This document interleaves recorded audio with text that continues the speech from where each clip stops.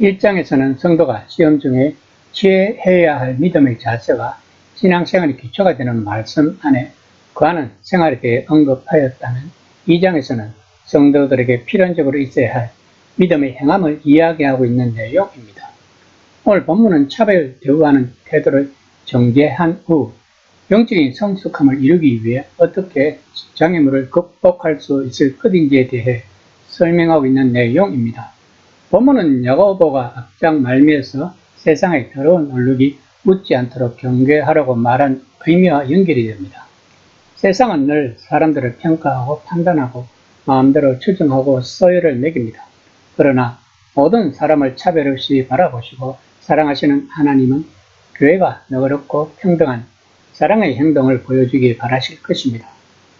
초기 교회의 지역에서는 교회에 속한 회중이 교회에 오면 안내자가 맞이하지만 낯선 사람, 특히 가난한 낯선 사람이 들어오면 교회 지도자가 일어나 문 앞으로 가서 새로운 사람을 맞는 규율이 있었다고 합니다. 2장 1에서 4절입니다. 내 형제들아, 영광의 주 곧 우리 주 예수 그리스도에 대한 믿음을 너희가 가졌으니 사람을 차별하여 대하지 말라. 만일 너희 회당에 금 다락지를 끼고 아름다운 옷을 입은 사람이 들어오고 또 남난 옷을 입은 가난한 사람이 들어올 때에 너희가 아름다운 옷을 입은 자를 여기 좋은 자리에 앉으소서 하고 또 가난한 자에게 말하되 너는 거기 서 있든지 내 발등상 아래 앉으라 하면 너희끼리 서로 차별하며 악한 생각으로 판단하는 자가 되는 것이 아니냐. 본문에서 야고보는 유대의 회당에서 부자와 가난한 자를 차별하는 구체적인 행위를 소개하고 있는 것입니다. 즉 부자들에게는 좋은 자리가 제공되지만 가난한 자들에게는 간신히 서 있을 정도의 자리나 또한 설교자와 멀리 떨어진 자리나 발판 곁에 있는 자리, 즉 발등상은 전쟁에서 승리한 자가 패한 자를 발 아래 무릎을 꿇게 하는 것으로 몹시 경멸하는 태도를 말하는 것입니다.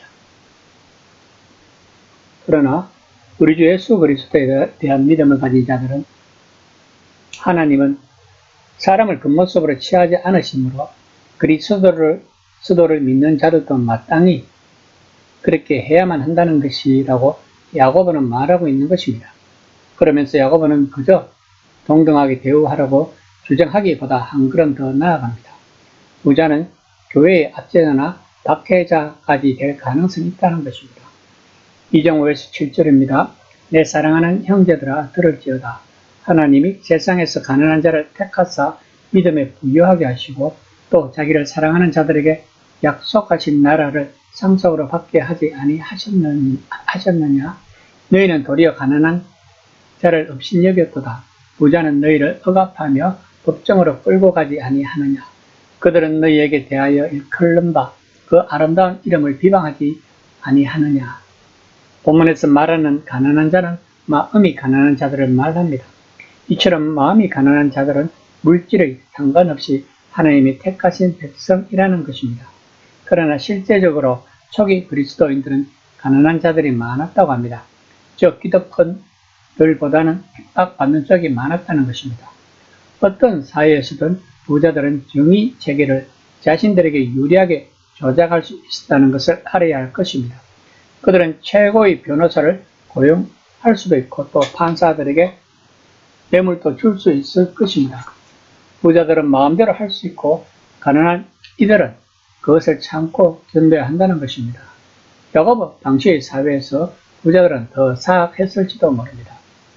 7절이 시사하듯이 1세기에는 부자들이 새로운 메시아 운동의 위험성과 처형당한 미치광이에 대해 크게 떠들어대며 하나님의 새로운 세상이 이미 시작되었다고 생각하는 예수를 따르는 봉합주의자들의 위험성을 염려했을 것입니다.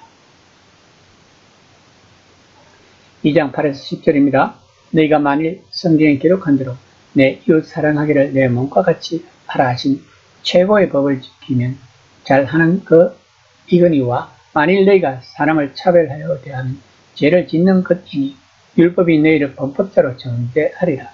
누구든지 온 율법을 지키다가 그 하나를 범하면 모두 범한 자가 되나니. 예수님은 이스라엘의 고대 율법에서 가장 핵심적인 구절 가운데 하나를 다시 강조하셨던 것입니다. 내 이웃을 너 자신처럼 사랑하라. 이는 예수님이 가르침에서 핵심이었고 초기 기독교에서도 여전히 핵심이었습니다. 그러나 본문에서는 이 구절은 좀 더 큰 의미가 담겨 있습니다. 야고보는 이것을 최고의 법으로 말하고 있습니다. 이것은 왕의 법을 의미하는 것입니다. 야고보는 아마 왕이신 예수님이 직접 지지하고 강조하신 것이라는 의미로 이 표현을 썼을 것입니다. 이 구절은 초대 교회가 실제로 예수님을 왕으로 메시아로 보았다는 사실을 분명히 보여주는 몇 구절 중 하나입니다. 그들은 하나님이 예수님 안에서 또 예수님을 통하여 그분이 나라를 세우셨다고 믿었고 세상이 신경을 쓰든 말든 또한 유대 백성들이 신경을 쓰든 말든 그 다스림 아래서 살기를 결단했던 것입니다. 또한 이 율법을 깨는 것은 실로 범법자가 되는 것이라고 야고보는 말하고 있는 것입니다. 야고보가 이런 말을 하는 것을 보면 기독교 운동의 초기에도 이미 일부 사람들은 이웃을 자신처럼 사랑하라는 예수님의 말씀보다는 사회의 교류를 따르는 사람들이 있었음을 알 수 있습니다.